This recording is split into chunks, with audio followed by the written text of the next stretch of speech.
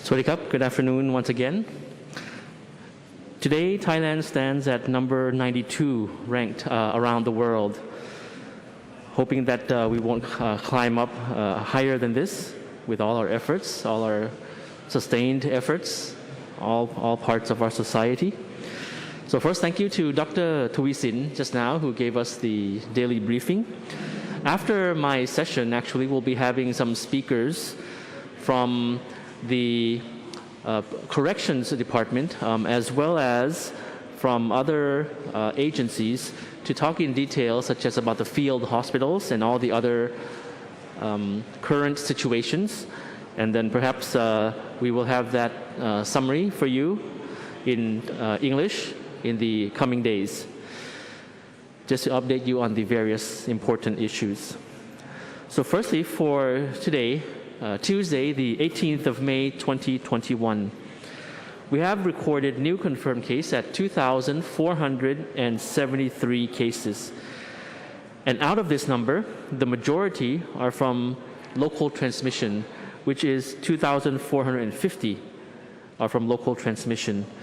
And out of these local transmissions, 680 were detected from within prisons. And the remainder, which is a smaller number, 23 are from those traveling back from abroad. Today we have 2,718 new recoveries, which is actually higher than the number of cases confirmed for today. We have, as you see on screen, 42,988 active cases still being treated in hospitals. The cumulative since the very beginning, as mentioned, we've surpassed 100,000 a few days ago. So it's 113,555.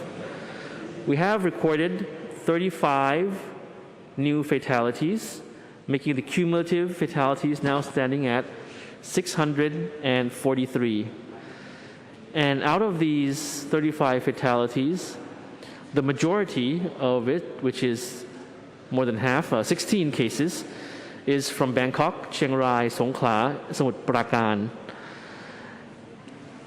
And I'm sorry, half of this number, the majority is from Bangkok, while the provinces mentioned just now have 2 fatalities each, which is Chiang Rai, Songkhla, and Samut Prakan.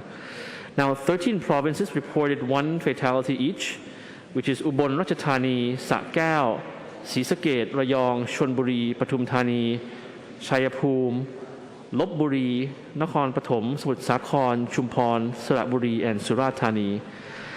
This shows that the fatalities from COVID are occurring nationwide, and our deepest condolences, of course, goes out to the families of the fatalities. Just to mention first that we are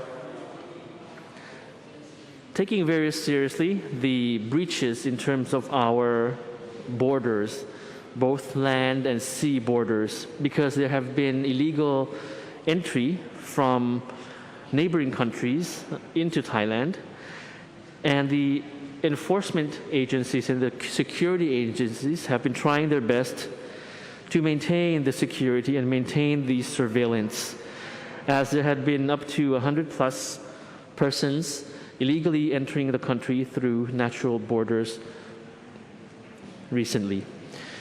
Just some observations. We'll have a map of Thailand coming up to you. For you, the overall situation, if you count nationwide, you see a lot of white spaces there on the map. So if you consider the provinces, the situation is actually improving, except for Bangkok and the vicinity, where it remains in red, as you see on the map on screen. 23 provinces have reported 0 cases of COVID today, and 35 reported 1 to 10 cases. We hope that this the number of provinces with 0 cases will continue to increase in the days to come. Now, for the top 10 infected cities in Thailand, it continues to be Bangkok first, Bangkok and its periphery.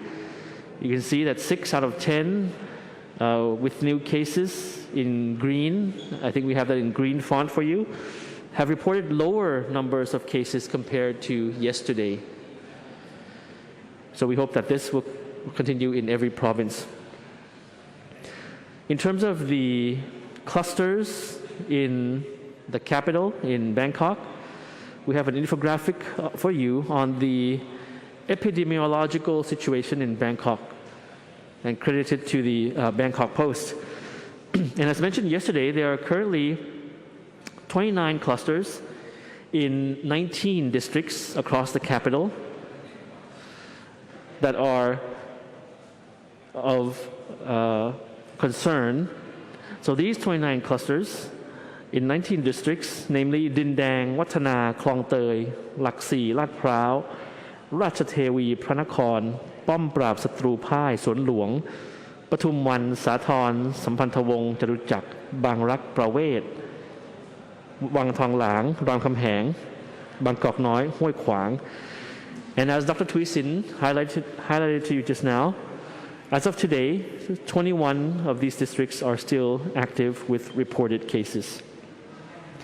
Now, the construction campsite in Lak Si district is a recent cluster that we talked about. It has a high number of cases since yesterday and had reported now more than 1,000 cases from that particular district. And in addition, other clusters were found in Din Dang district, Klong Thom Center, the 22nd July roundabout in Pom Prap Satru Phai district, and the construction site in Wattana district. So we continue to monitor the situation closely, and relevant authorities have initiated measures to contain the spread of the virus in these areas to prevent further outbreak in the wider community. And we'll have perhaps some visuals for you coming up also from the Public Health Ministry on recommendations for factories. This is in English, in Burmese, in Khmer, and in Lao. And the Health Ministry and other agencies continue to reach out to all groups at risk. So this is for the migrant worker community as well in their languages. We're together in this fight. No one is safe until everyone is safe. In addition, the Director General of the Department of Disease Control mentioned that the DDC would allocate vaccines to the Bangkok Metropolitan Administration in the effort to have 70% of Bangkokians inoculated within 2 months. Now, for active case finding centers, the Bangkok Metropolitan Administration has set up 7 active case finding centers for COVID-19 in Bangkok from the 17th to the 21st of May as follows.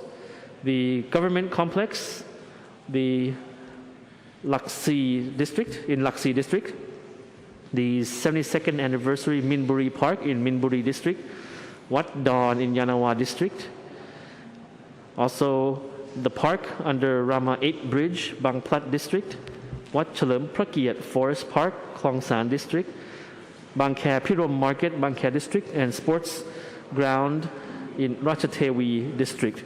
So these are the active case finding centers which will be operational in Bangkok this week until the 21st of May, hoping that we'll find cases and have those particular cases, if any, be placed into the medical treatment system as soon as possible. Now, the situation in prisons, the Corrections Department plans to have prisoners nationwide vaccinated after more than 10,000 inmates nationwide were diagnosed with COVID in the past few days. And the Director General of the Corrections Department had revealed that inmates at high risk of severe symptoms, such as those age over 60 or those suffering from underlying illnesses, would be separated from the main prison population. And in addition, all the inmates and officers, corrections officers nationwide, would be tested every 7 days under this blanket testing scheme. Now, in terms of vaccination, just an update. Continue to see an upward trend in the vaccination. As of the 17th of May, we had administered more than 2.3 million doses already. And of this number, more than 1.5 million are first doses, and more than 800,000 are second doses. Just in closing, still very imperative, very important for everyone to maintain vigilance and continue to observe the measures, the MHTT. during this lifetime, of course, it's on us to take care of those who care for us.